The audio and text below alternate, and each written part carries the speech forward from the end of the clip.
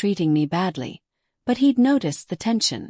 "Has Rebecca said anything?" I asked, referring to Christopher's wife. "She mentioned that Madison seemed a little short with you at the last vendor meeting she attended. But we figured it was just wedding stress." Wedding stress. The convenient excuse that covered a multitude of sins. I left Christopher's office with confirmation that my son and daughter-in-law had noticed Madison's behavior, but had chosen to minimize it rather than confront it. They'd prioritized keeping peace over protecting me, which meant I truly was on my own in dealing with this betrayal. That evening, I sat in my living room with a legal pad and began calculating the real cost of Madison's dream wedding, not just in money, but in dignity, respect, and emotional well-being. The financial numbers were staggering enough. $80,000 represented a significant portion of my liquid assets, money I'd planned to use for my own security and comfort in my later years. But I could afford it without serious hardship. The emotional cost was harder to quantify. Months of excitement about sharing this special time with Madison. Weeks of careful planning and coordination with vendors. Hours spent researching options and making arrangements. All of it undertaken with love and joy, believing I was creating precious memories with my granddaughter. Now I knew Madison had experienced those same moments as interference and embarrassment. Every suggestion I'd made had been an annoyance. Every vendor meeting had been an intrusion. Every expression of excitement had been something she endured rather than shared. But the calculation that hurt most was Madison's assessment of my life's value. In her mind, my death was worth more than my presence. She'd reduced me to a dollar figure and found my living self wanting in comparison.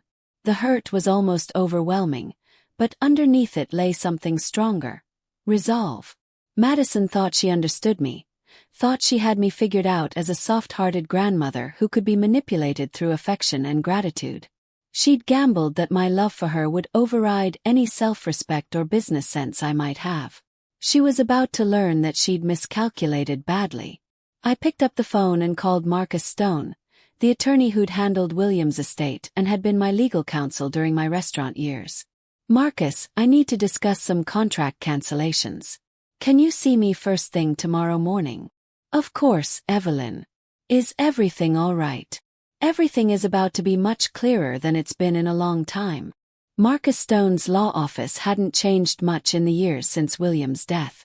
The same solid oak furniture, the same law books lining the walls, the same sense of competent professionalism that had guided me through the sale of Evelyn's table and the complexities of estate planning.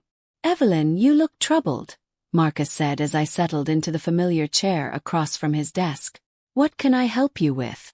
I spread the wedding contracts across his desk, the same documents I'd signed with such joy and anticipation just months earlier. "I need to understand my legal position as the primary client on these service agreements."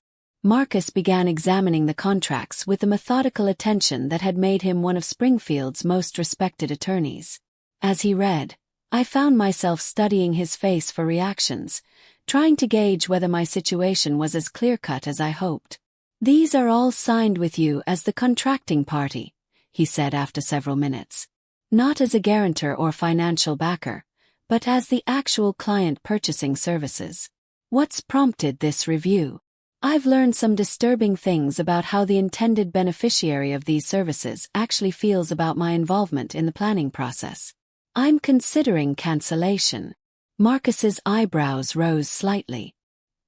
He'd known me long enough to understand that I didn't make dramatic statements lightly. "Evelyn, to be completely clear, you have every legal right to cancel these services according to the terms specified in each contract. The fact that they're intended for your granddaughter's wedding doesn't change your status as the client." "What about the deposits I've already paid?" "That depends on the specific cancellation clauses, but from what I'm seeing here, you'd likely forfeit most of the deposits while avoiding the much larger final payments." He pulled out a calculator and began making notes. "You've paid approximately $15,000 in deposits against a total contract value of $80,000. Canceling now would save you roughly $65,000. The numbers aligned with my own calculations, but hearing them confirmed by Marcus made the possibility feel more real. There's something else I need to tell you, I said, and then I shared the conversation I'd overheard, watching Marcus's expression grow increasingly grave as I revealed the depth of Madison's deception. When I finished, Marcus sat back in his chair, his professional composure cracked by obvious shock. Evelyn, I'm so sorry. That level of manipulation and callousness is difficult to comprehend, especially from a family member you've been so generous with.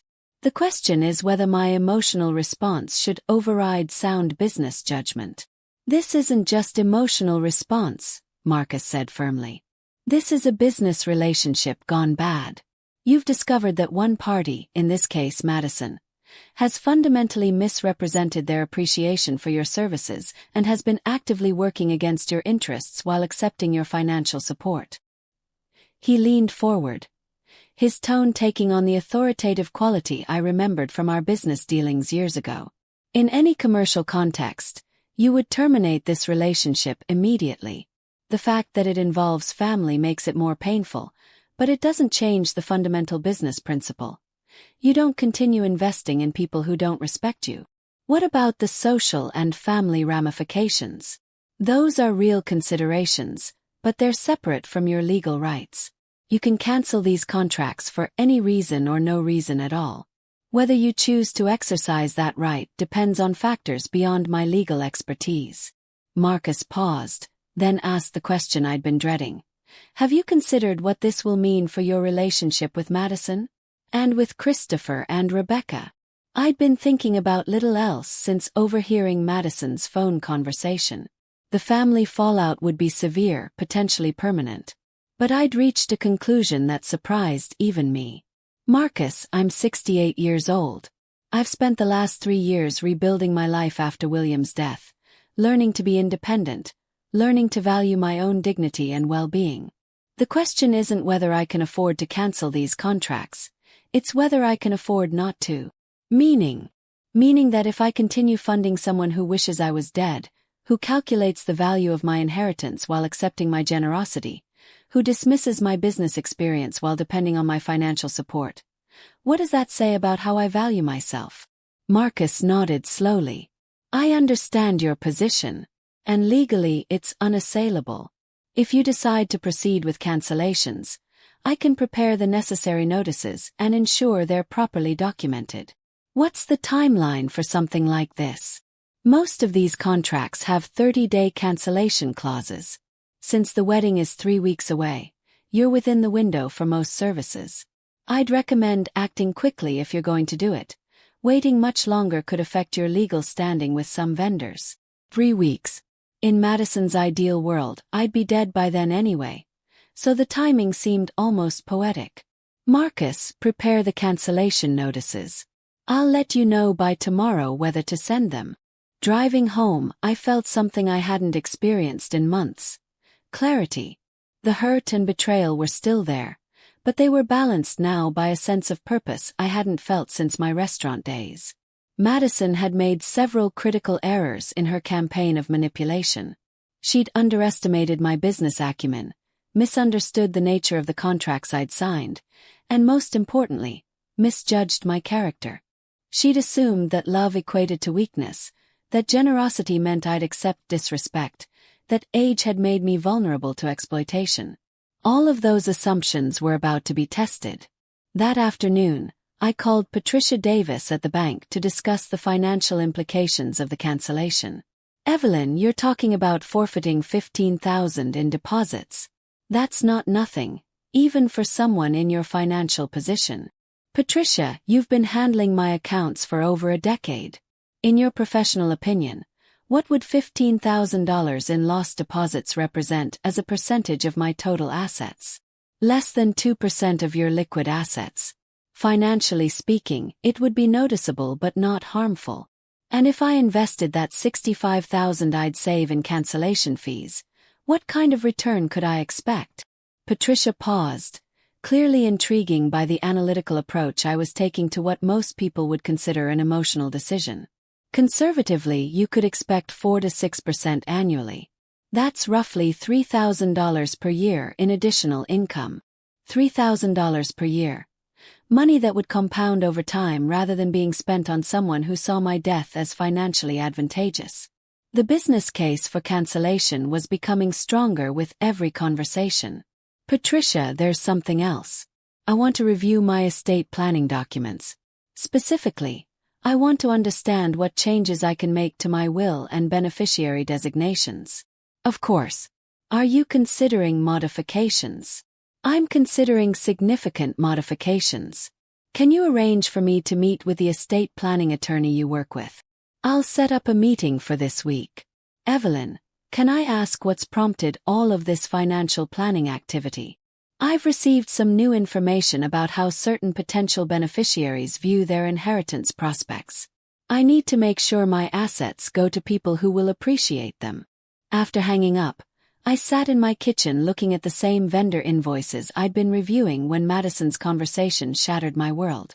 But now, instead of seeing obligations and commitments, I saw something else. Choices. I had choices about how to spend my money, whom to trust with my generosity, and how to respond to betrayal.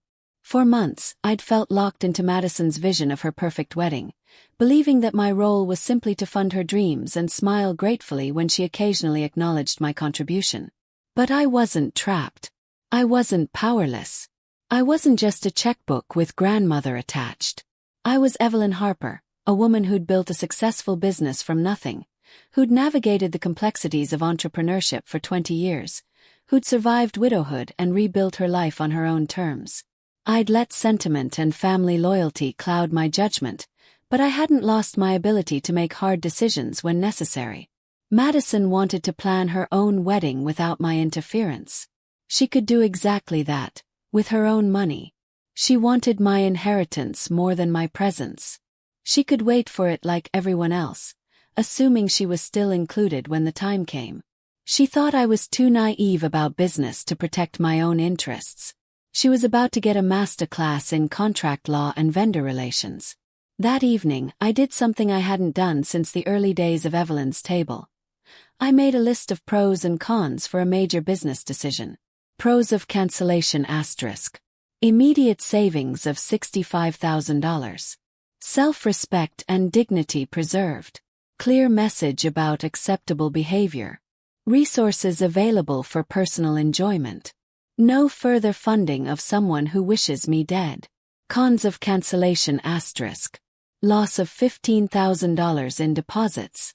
Family relationship damage. Social embarrassment for Madison.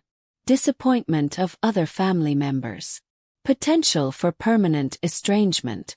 Looking at the list, I realized that most of the cons were actually about protecting Madison from the consequences of her own choices.